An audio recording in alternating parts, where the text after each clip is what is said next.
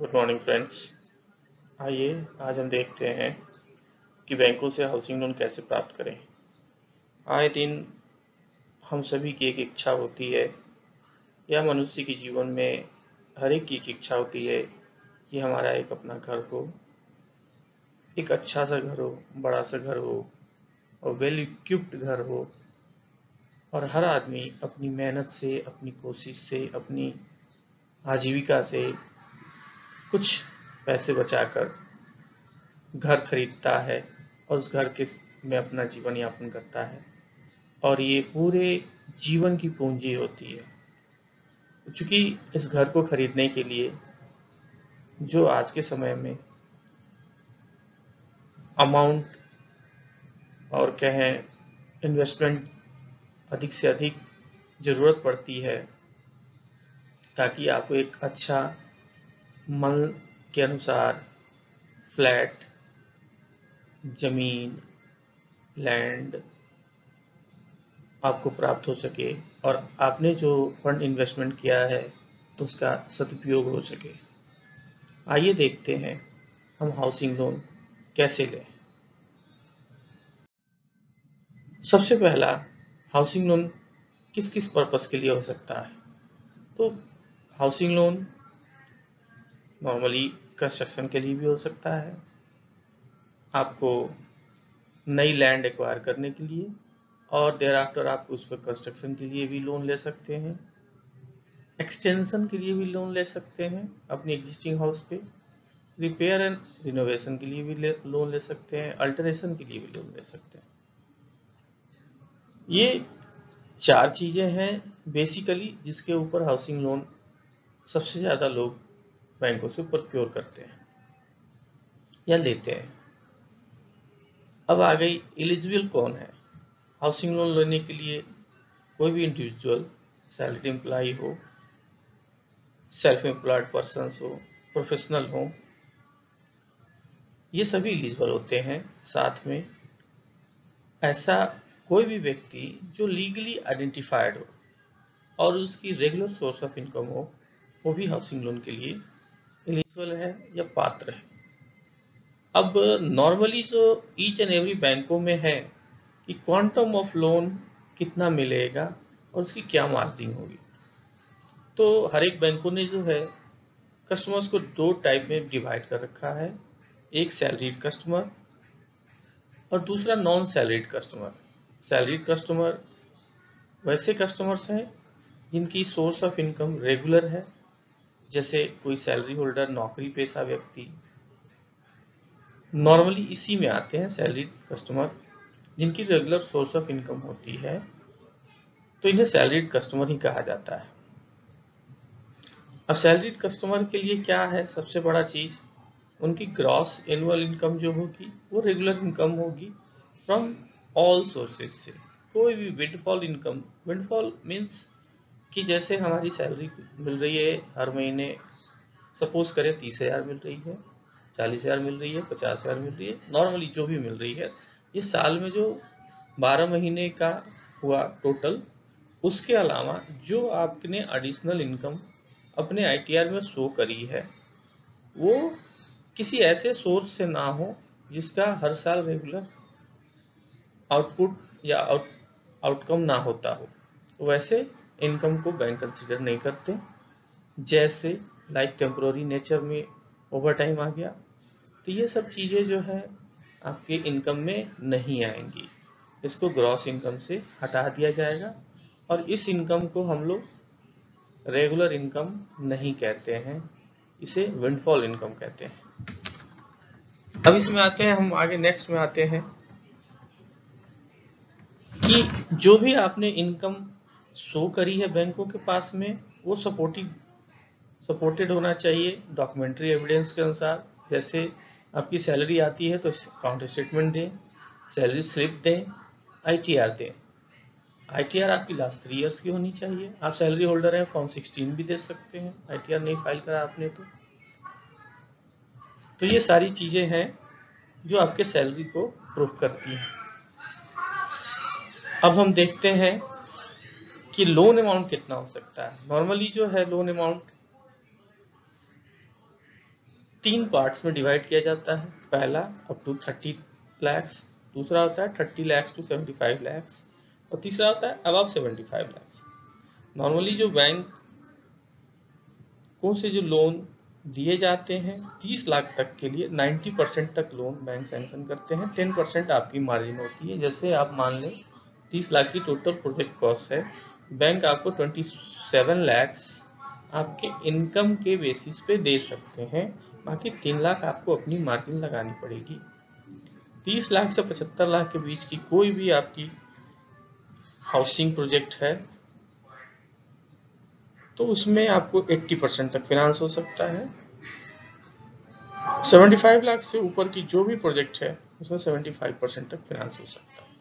अब आते हैं सेकंड, दूसरा ऑप्शन आता है repair and renovation and other alteration work के लिए। ये मैक्सिमम 10 लाख तो मिलता है और ये 75% तक मिल सकता है। मीन्स 75% बैंक फिनांस करेंगी, बाकी 25% आपको खुद से इन्वेस्ट करना है। चौथा, परचेज ऑफ फ्लैट प्लॉट।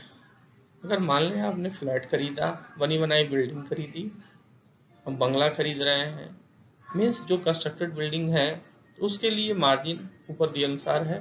लेकिन इन केस अगर आप लैंड ले रहे हैं और लैंड लेके घर बनाना चाह रहे हैं तो आपको लैंड के लिए 25% मार्जिन लगानी पड़ेगी। अब आइए नेक्स्ट, ये हमारे quantum loan non salaried customers के लिए क्या होंगे।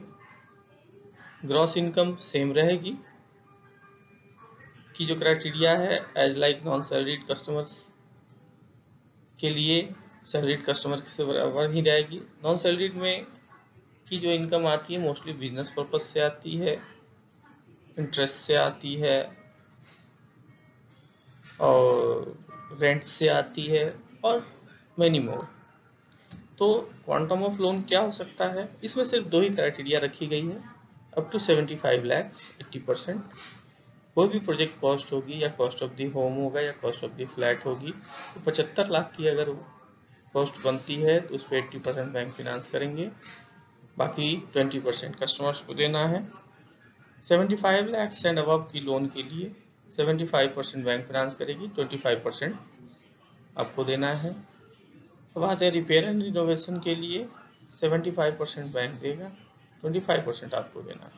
परचेज ऑफ प्लॉट के लिए 75% बैंक देगी, 25% आपको देना है। ध्यान रखें ये सारे आपके इनकम के ऊपर डिपेंड है।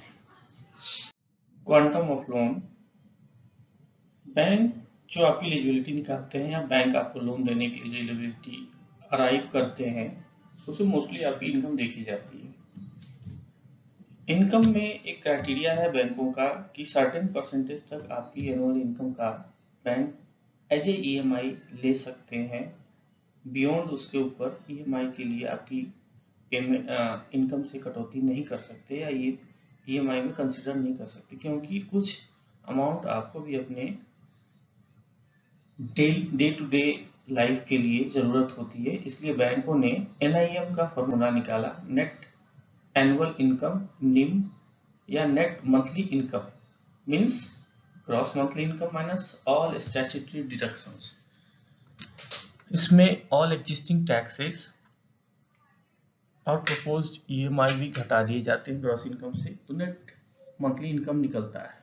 अब इसमें ये चीजें नेट इनकम एनुअल इनकम अगर किसी की लेस देन 1,20,000 है तो 20% रेशियो होगी EMI की। किसी की 1 लाख से 3 लाख तक है तो 30% होगी, किसी की 3 लाख की 5 लाख है 55% तक हो सकता है, किसी का 5 लाख से 8 लाख की इनकम है तो 60%, और 8 लाख से 10 लाख तक के इनकम के लिए 65% तक डिडक्शन किया जा सकता है। तो 10 लाख से ऊपर के लिए आपकी जो टोटल नेट इनकम है उसमें से 66.67% तक बैंक EMI में डिडक्शन के लिए कैलकुलेट कर सकते हैं। नेक्स्ट,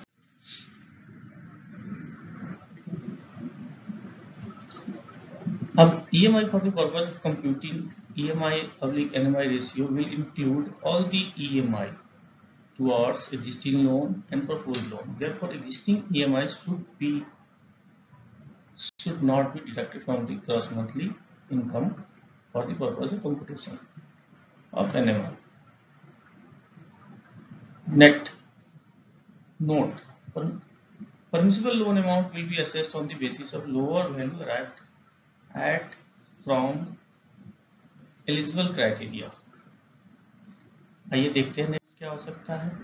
अब नेक्स्ट हमारा जो टॉपिक है उसमें हाउसिंग में ही रीपेमेंट कितना होगा।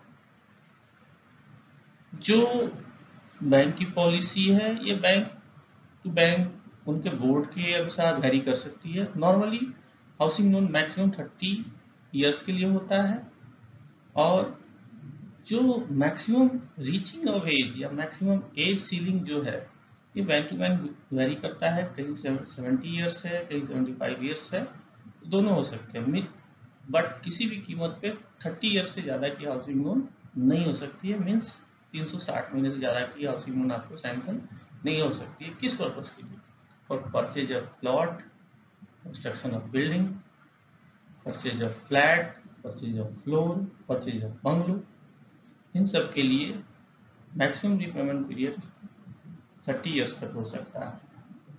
अगर आप रिपेयर एंड रिनोवेशन के लिए लोन लेना चाह रहे हैं तो उसमें 10 इयर्स की रीपेमेंट होगी मैक्सिमम। आइए अब देखते हैं मोरेटोरियम पीरियड कितनी मिलेगी। ठीक है, सपोज अगर मान लीजिए आपने कंस्ट्रक्शन पर्पस के लिए लोन अप्लाई किया तो कोई बिल्डिंग अंडर कंस्ट्रक्शन है तो आज आपकी लोन सैंक्शन हो गई तो उसके लिए कुछ समय तो चाहिए कंस्ट्रक्शन कंप्लीट होने के लिए। तो कहीं कहीं बिल्डर्स 24 मंथ का भी समय मांगते हैं और कहीं कहीं बिल्डरों ने अपना काम 90% तक पूरा कर लिया होता है, 70% तक पूरा कर लिया होता है। तो ऑन एन एवरेज 24 मंथ तक का मोरेटोरियम आप ले सकते हैं। इस पीरियड की जो भी इंटरेस्ट आपको ड्यू होगी वो आपको प्रिंसिपल में आफ्टर 24 मंथ ऐड करके EMI के रूप में कन्वर्ट कर दी जाएगी। आप चाहें तो इस 24 मंथ के मोरेटोरियम पीरियड में या जितनी मोरेटोरियम आपने अप्लाई करी है या आपको मिली है उस मोरेटोरियम पीरियड का इंटरेस्ट अगर आप रेगुलरली पे करते हैं तो आपकी EMI की बर्डन ज़्यादा नहीं होगी, एक स्टेबल रहेगी। Next, criteria for consideration of CIC score. बैंकों ने एक नॉर्मल जो CIC स्कोर का क्राइटेरिया रखा। CIC मीन्स सिविल स्कोर, आपकी क्रेडिट हिस्ट्री कैसी है, क्रेडिट वर्दनेस कैसी है, पिछली जो लोन आपने ली क्या उसको समय से चुकता किया, क्या आपके लोन पेमेंट करने में कहीं डिफॉल्ट तो नहीं है आपने। इन सभी चीज़ों के लिए हमारे यहाँ पहले सिविल का यूज होता था। Credit information bureau of India limited एक साइट है जो सभी क्रेडिट बोरोवर्स की हिस्ट्री अपने पास रखता है और उनके द्वारा जितने भी क्रेडिट अवेल किए जाते हैं उसकी रिपेमेंट कैपेसिटी और पेमेंट टर्म और उसकी EMI क्या ऑन टाइम आई, इन सब की रिकॉर्ड उनको सिविल में दिखती है। उसके हिसाब से उनके रिपेमेंट कैपेसिटी के हिसाब से और ऑन टाइम परफॉर्मेंस के हिसाब से ही उनकी